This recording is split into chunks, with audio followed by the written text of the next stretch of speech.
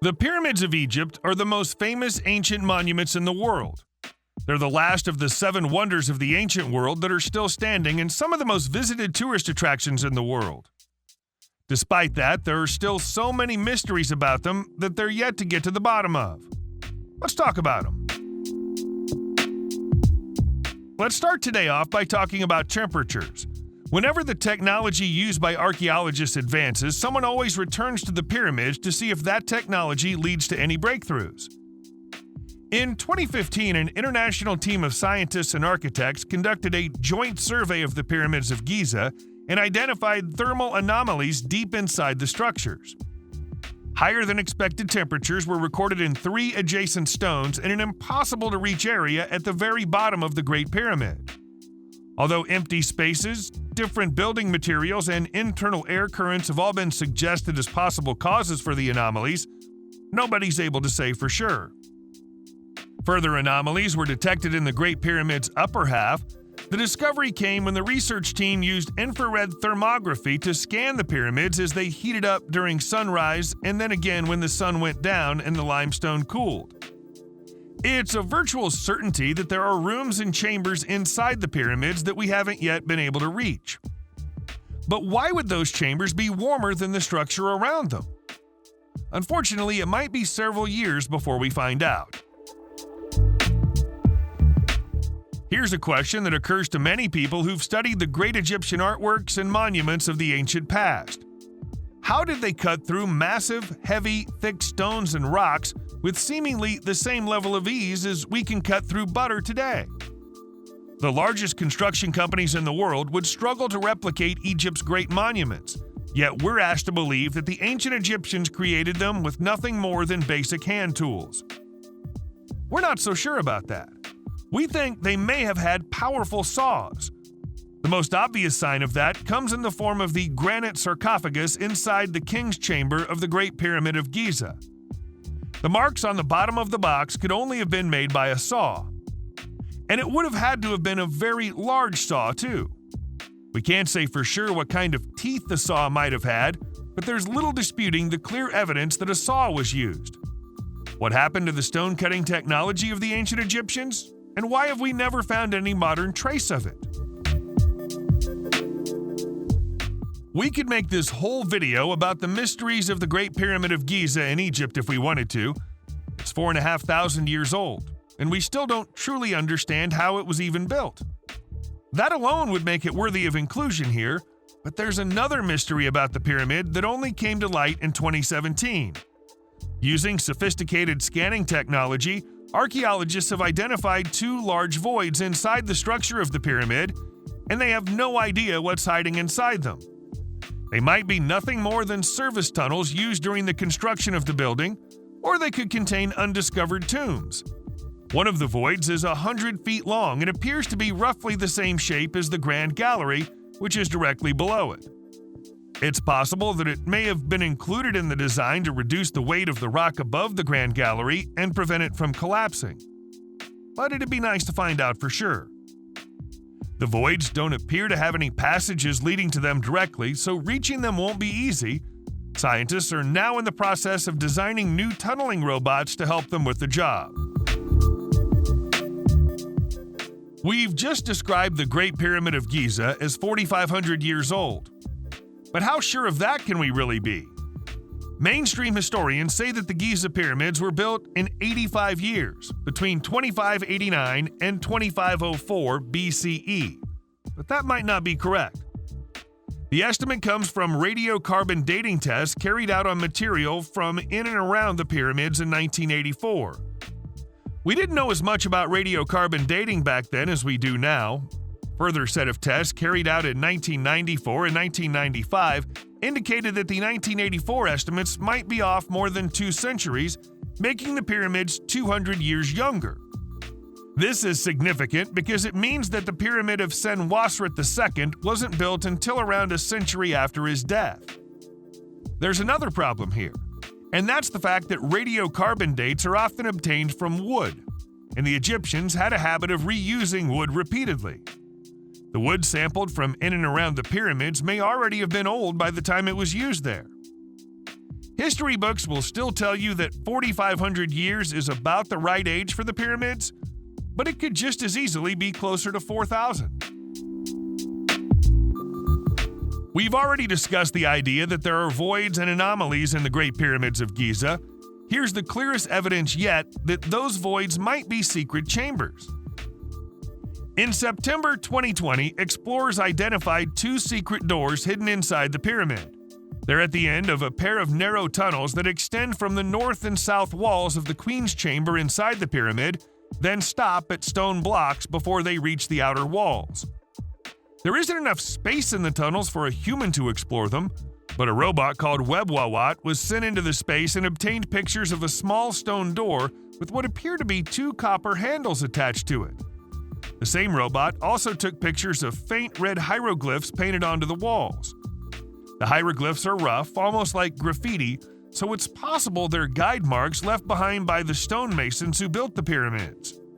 These shafts can't have been used for ventilation because they don't open up to the exterior of the pyramid, but they're surely too small for humans to have been expected to navigate them. Building a door implies that there's something worth protecting behind it, though. What could it be? Here's an idea that you've probably heard before. In fact, it's an idea that's been repeated so many times that people believe it to be true, even though the evidence upon which it's based is tenuous at best.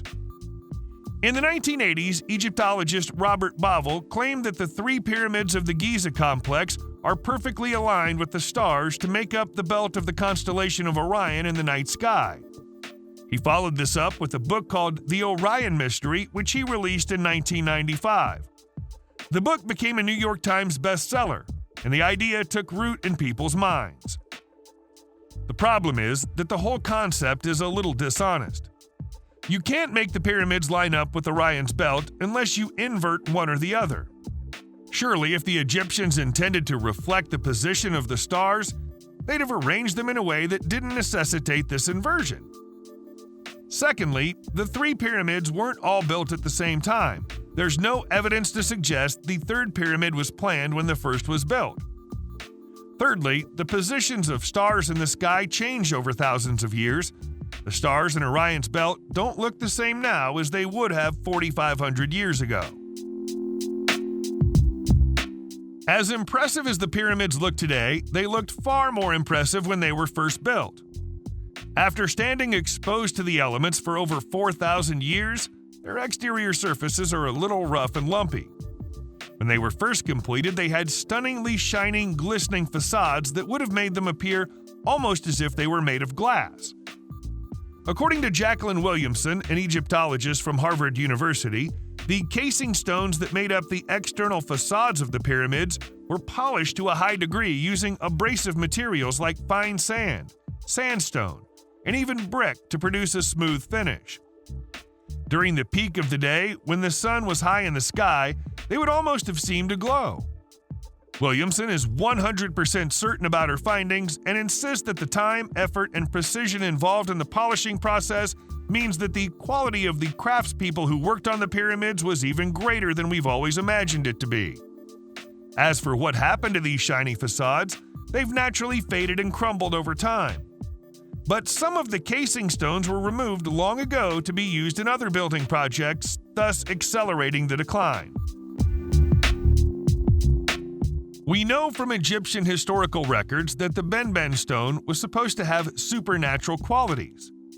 It was once found in the Temple of Ra at Heliopolis and was the first place that the rays of the sun struck every morning. The original stone is long lost, but it influenced the design of several sculptures and statues that still exist in Egypt today, including the capstones of the famous pyramids.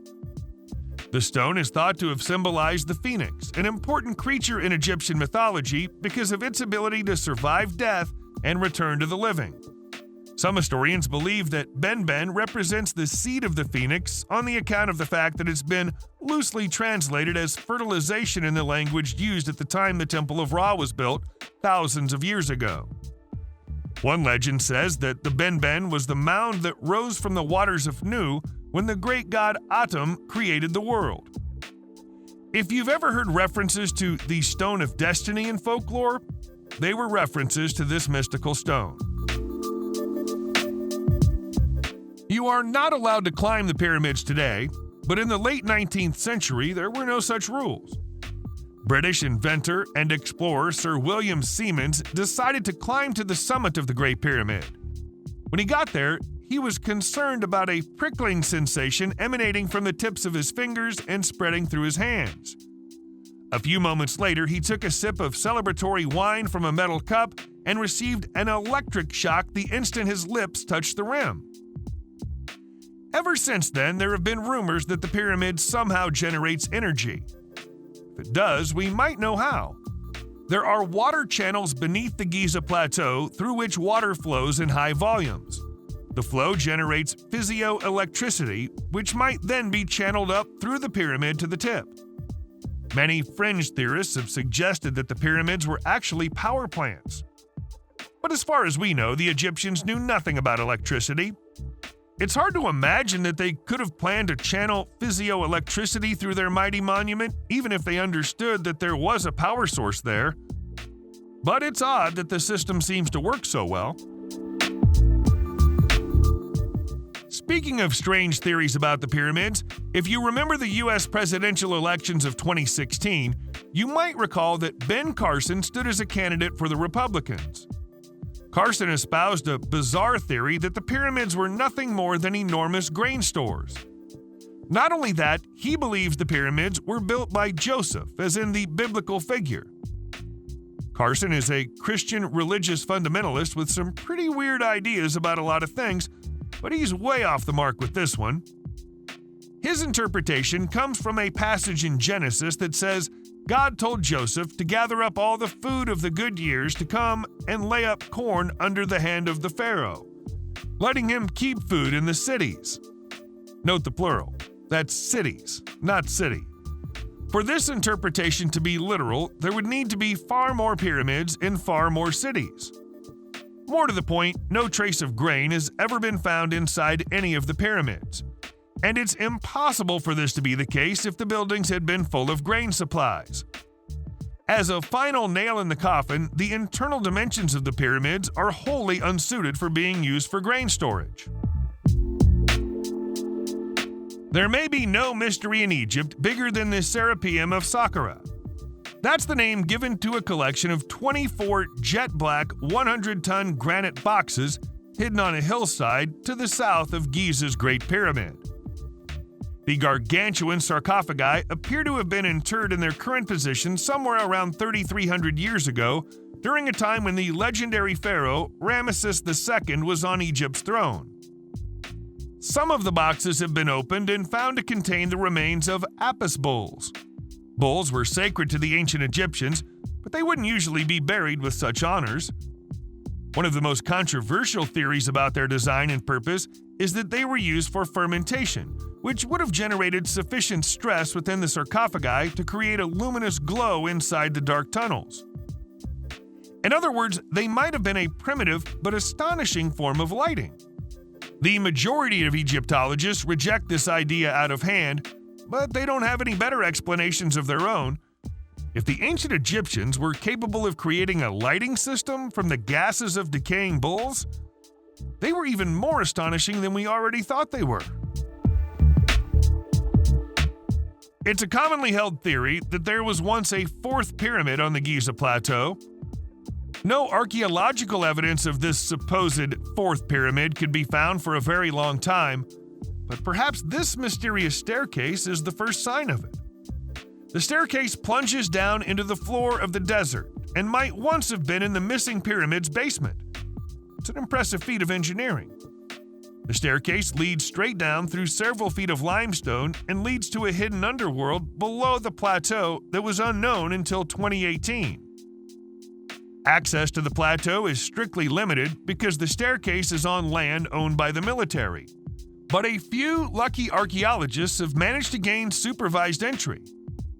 Amazingly, the lowest point is a full 125 feet beneath the ground and is full of water. The underground area is full of carefully carved niches in which black basalt and granite sarcophagi are installed. The sarcophagi are open, so someone has obviously raided these tombs in the distant past, The ancient writer Herodotus once spoke of Egyptian priests creating underground chambers during the building of Memphis, and it appears that the practice occurred in Giza too. It's like there's a whole secret city beneath the plateau. Subscribe to the channel and turn on notifications, and you will be the first to know when a new video comes out. Thank you for watching, and see you in the next video.